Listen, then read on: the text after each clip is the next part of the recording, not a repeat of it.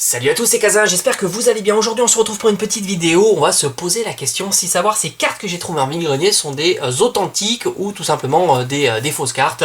J'ai eu le doute, alors je les ai retrouvées récemment en tout simplement en rangeant, en classant un petit peu les cartes que j'avais eues en vide-grenier. Alors je parle de vide-grenier, ça veut dire il y a un temps qu'on ne retrouve plus, hein. Les vide-greniers, ça fait longtemps que ils sont fermés, donc c'était bien avant toute cette crise.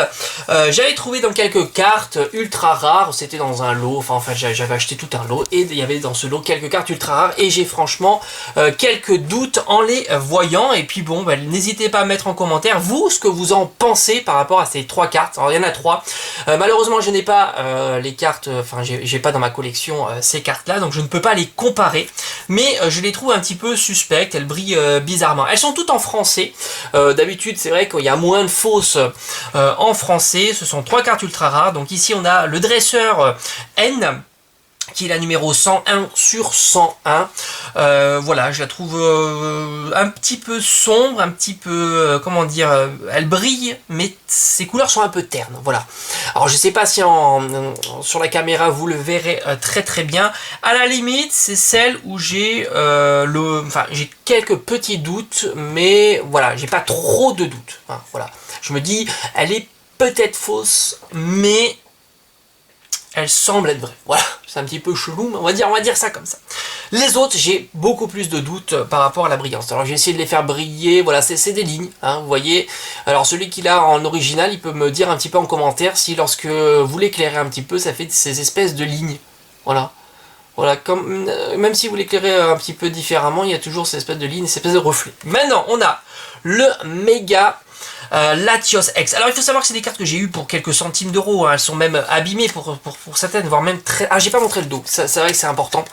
Voilà, et je vais essayer de les comparer avec une autre carte, hein. Alors, attendez, normalement j'en ai de partout des cartes, mais là non. Alors voilà, on va comparer la couleur du dos, voilà, tout simplement. Alors évidemment, celle-ci est complètement neuve, celle-ci a quelques années, elle est, voilà, elle a souffert aussi du temps, donc c'est un petit peu compliqué. J'ai l'impression qu'il y a une petite différence de couleur aussi sur le dos. Alors celle-ci, ça va être le témoin, d'accord. Donc N, celle-ci j'ai un doute, mais disons 70-30, 70 qu'elle est vraie, 30 qu'elle est fausse. Pour la suivante, le méga Latios X, lui je le trouve encore plus chelou, hein. Regardez cette brillance très bizarre. Ouais, la brillance est vraiment bizarre.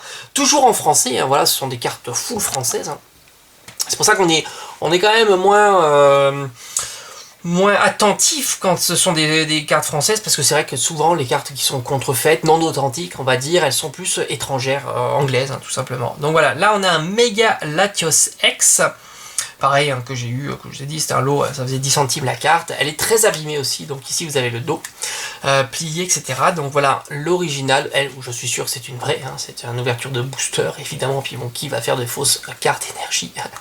Voilà, toujours moins foncé aussi, voilà, une petite différence sur la couleur. Et enfin, la dernière carte, qui est, en plus, regardez-moi ça, oh là là là, elle a souffert, hein. Et la dernière carte qui est le méga Florizarre X, qui est la numéro 2 sur 146. Elle est très belle aussi, hein, celle-ci. Mais pareil, elle a une brillance un petit peu chelou. Alors moi j'aime beaucoup ces cartes-là, ce sont des méga X. Vous savez que je suis très fan du bloc XY. Alors, mais celle-ci, voilà, je la trouve, les couleurs sont un petit peu ternes, et la brillance est bizarre, voilà, tout simplement. Alors c'est vrai que j'aurais bien aimé en avoir une pour la comparer, voilà, mais j'essaye de faire au mieux sur la caméra pour que vous puissiez voir parfaitement. Et pareil, le dos, alors celle-ci n'est pas trop abîmée, elle est plutôt en bon état. Et ici, il y a la différence du dos avec une carte authentique et celle-ci qui est potentiellement non authentique.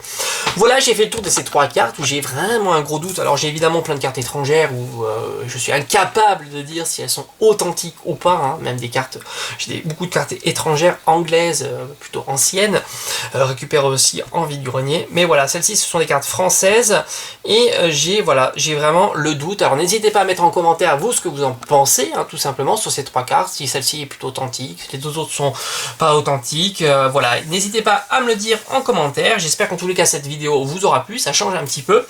Et il faut faire toujours très attention, que ce soit en vide-grenier ou ailleurs lorsque l'on échange ou lorsque l'on achète des cartes, parce que c'est vrai que elles sont pas toujours authentiques, voilà, tout simplement, et surtout que la personne qui vous la vend ne peut ne pas le savoir aussi, et penser de bonne foi qu'elles sont 100% authentiques, voilà, j'espère qu'en tous les cas cette vidéo vous aura plu, on se retrouve comme d'habitude très vite sur la chaîne, portez-vous bien, ciao ciao.